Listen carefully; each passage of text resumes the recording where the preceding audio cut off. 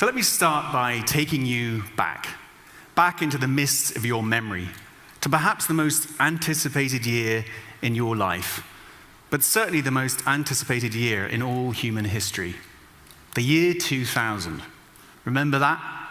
Y2K, the dot-com bubble, stressing about whose party you're going to go to as the clock strikes midnight before the champagne goes flat. And then there's that inchoate yearning that was felt, I think, by many, that the millennium, that the year 2000 should mean more than just a 2 and some zeros.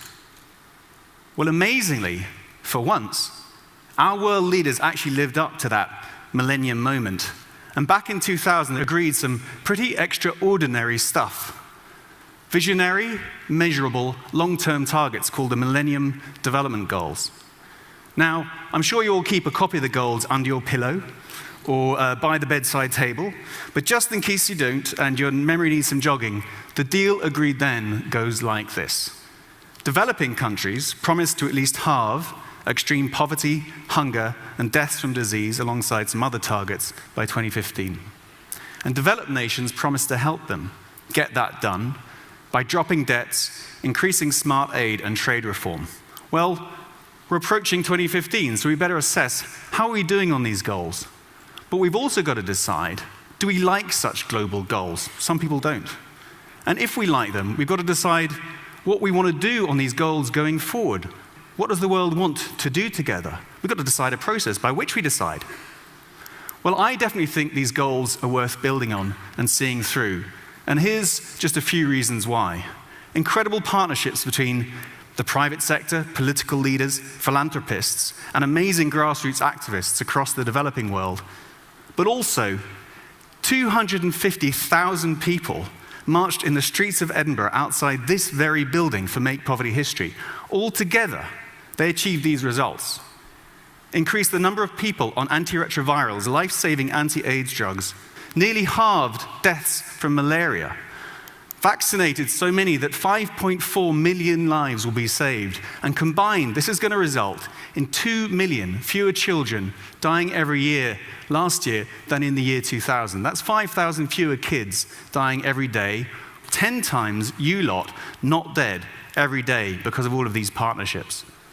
So I think this is amazing living proof of progress that more people should know about, but the challenge of communicating this kind of good news is probably the subject of a different TED Talk. Anyway, for now, anyone involved in getting these results, thank you. I think this proved these goals are worth it, but there's still a lot of unfinished business.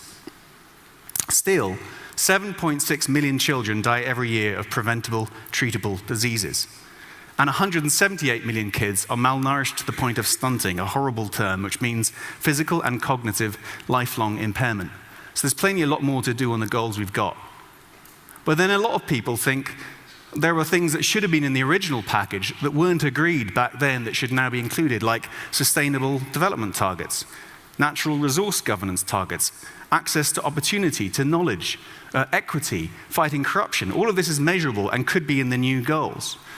But the key thing here is, what do you think should be in the new goals? What do you want? Are you annoyed that I didn't talk about gender equality or education? Should those be in the new package of goals? And quite frankly, that's a good question, but there's going to be some tough trade-offs and choices here. So you want to hope that the process by which the world decides these new goals is going to be legitimate, right? Well, as we gather here in Edinburgh, technocrats appointed by the UN and certain governments with the best intentions are busying themselves designing a new package of goals. And currently, they're doing that through pretty much the same old late 20th century top-down, elite-closed process. But of course, since then, the web and mobile telephony, along with ubiquitous reality TV formats, have spread all around the world. So what we'd like to propose is that we use them to involve people from all around the world in an historic first, the world's first truly global poll and consultation, where everyone, everywhere, has an equal voice for the very first time. I mean, wouldn't it be a huge historic missed opportunity not to do this, given that we can? There's hundreds of billions of your aid dollars at stake, tens of millions of lives or deaths at stake. And I'd argue the security and future of you and your family is also at stake. So if you're with me, I'd say there's 3 essential steps in this crowdsourcing campaign: collecting, connecting, and committing. So first of all, we've got to ground this campaign in core polling data. Let's go into every country that will let us in, ask 1,001 people what they want the new goals to be, making special efforts to reach the poorest, those without access to modern technology. And let's make sure that their views are at the center of the goals going forward. Then we've got to commission a baseline survey to make sure we can monitor and progress the goals going forward. The original goals didn't really have good baseline survey data. And we're going to need the help of big data throughout all of this process to make sure we can really monitor the progress. And then we've got to connect with the big crowd. Now here we see the role for an unprecedented coalition of social media giants and upstarts, telecoms companies, reality TV show formats, gaming companies, telecoms, all of them together in kind of their "we are the world" moment. Could they come together and help the Millennium Development Goals get rebranded into the Millennial Generations Goals? And if just 5% of the 5 billion plus who are currently connected made a comment, and that comment turned into a commitment, we could crowdsource a force of 300 million people around the world to help see these goals through. If we have this collected data and this connected crowd, based upon our experience of campaigning and getting world leaders to commit, I think world leaders will commit to most of the crowdsourced recommendations. But the question really is, through this process, will we all have become committed? And if we are we ready to iterate, monitor, and provide feedback, make sure these promises are really delivering results? Well, there's some fantastic examples here to scale up, mostly piloted within Africa, actually. There's Open Data Kenya, which geocodes and crowdsources information about where projects are they delivering results? Often they're not in the right place. And Ushahidi, which means witness in Swahili, which geocodes and crowdsources information in complex emergencies to help target responses. This is some of the most exciting stuff in development and democracy, where citizens on the edge of the network are helping to force open the process to make sure that the big global aid promises and vague stuff up at the top really delivers for people at a grassroots level and inverts that pyramid. This openness, this forcing openness, is key. And if it wasn't entirely transparent already, I should be open. I've got a completely transparent agenda. Long-term trends suggest that this century is going to be a tough place to live, with population increases, consumption patterns increasing, and conflict over scarce natural resources. And look at the state of global politics today. Look at the Rio Earth Summit that happened just last week, or the Mexican G20, also last week. Both, if we're honest, a bust. Our world leaders, our global politics, currently can't get it done. They need our help. They need the cavalry, and the cavalry is not going to come from Mars, it's got to come from us. And I see this process of deciding democratically, in a bottom-up fashion, what the world wants to work on together as one vital means by which we can crowdsource the force to really build that constituency that's going to reinvigorate global governance in the 21st century.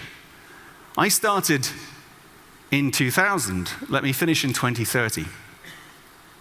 Many people made fun of a big campaign a few years ago we had called Make Poverty History. It was a naive thought in many people's minds, and it's true, it was just a t-shirt slogan that worked for the moment. But look, the empirical condition of living under $1.25 is trending down. And look where it gets to by 2030. It's getting near zero. Now sure, progress in China and India and poverty reduction there was key to that. But recently also in Africa, poverty rates are being reduced. It will get harder as we get towards zero, as the poor will be increasingly located in post-conflict fragile states, or maybe in middle-income states where they don't really care about the marginalized. But I'm confident with the right kind of political, campaigning, and creative and technological innovation combined, working together more and more as one, I think we can get this and other goals done. Thank you.